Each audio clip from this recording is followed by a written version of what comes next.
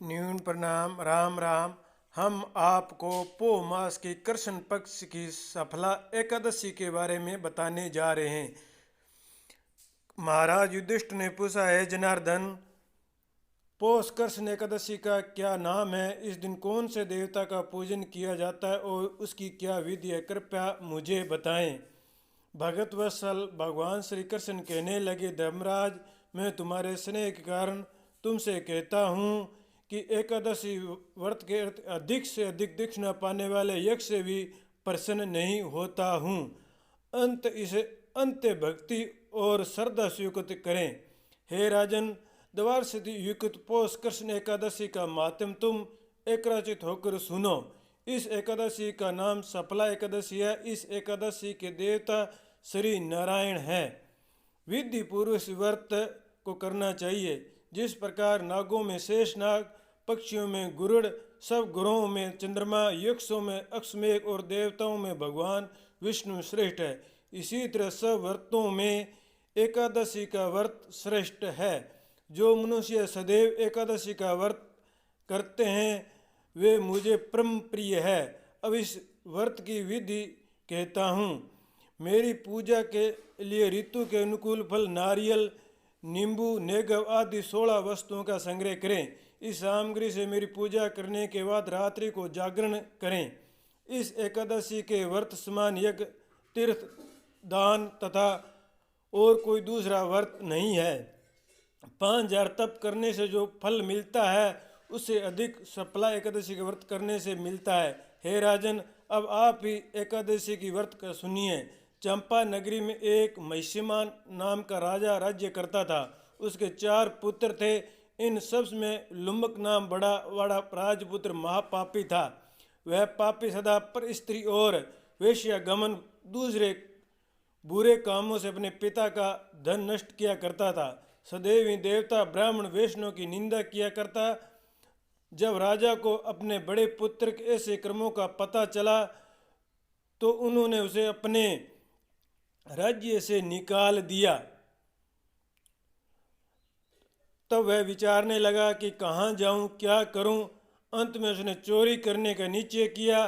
दिन में वह वन में रहता और रात्रि को अपने पिता की नगरी में चोरी करता तथा प्रजा को तंग करने और उसे मारने का कुकर्म करता। कुछ समय पश्चात सारी नगरी विभेद हो गई।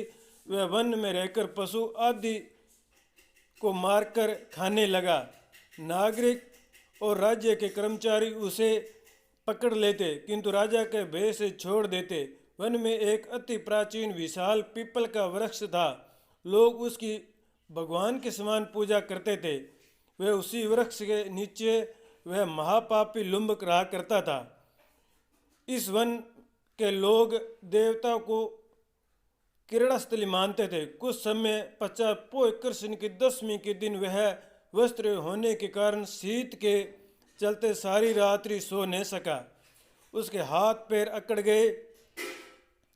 सूर्य उदय होते होते वह मूर्छित हो गया।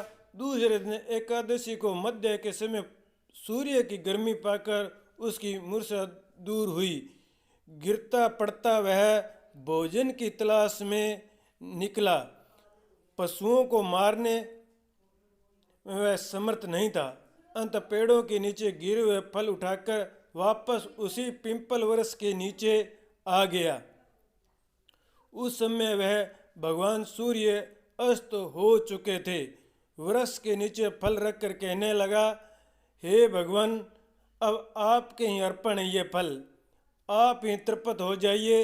इस रात्रि को दुख के कारण रात्रि को भी नींद नहीं आई।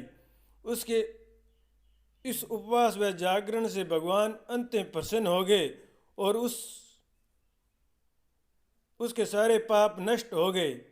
दूसरे दिन प्रताप एक सुंदर घोड़ा अनेक सुंदर वस्तुओं से सजा हुआ उसके सामने आकर खड़ा हो गया। उसी समय आकाशवाणी हुई कि हे राजपुत्र, श्री हरि नारायण की कृपा से तेरे पाप नष्ट हो गए हैं। अब तू अपने पिता के पास जाकर राज्य प्राप्त कर। ऐसी वाणी सुनकर वह अन्य प्रसन्न हुआ और दिव्य वस्त्र धारण करके भगवान आपकी जय हो कहकर अपने पिता के पास गया। उसके पिता ने प्रसन्न होकर उसे समस्त राज्य का भार सौंप दिया और समय वन के रास्ते चल दिए। अब लुम्बक शास्त्र अनुसार राज्य करने लगा। उसके स्त्री पुत्र आदि सारा कुटुंब भगवान नारायण का परम भगत हो गया। वृद्ध होने पर वह भी अपने पुत्र को राज्य का भार सौंपकर वन में तपस्या करने चला गया और अंत में वैकुंठ प्राप्त हुआ।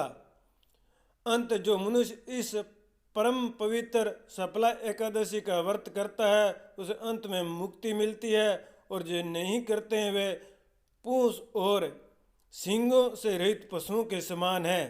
इस सफला एकादशी का महत्व को पढ़ने अथवा श्रवण करने से मनुष्य को अक्षमेय यज्ञ का फल मिलता है। बोलिए विष्णु भगवान की जय। मेरे चैनल को आगे भी सब्सक्राइब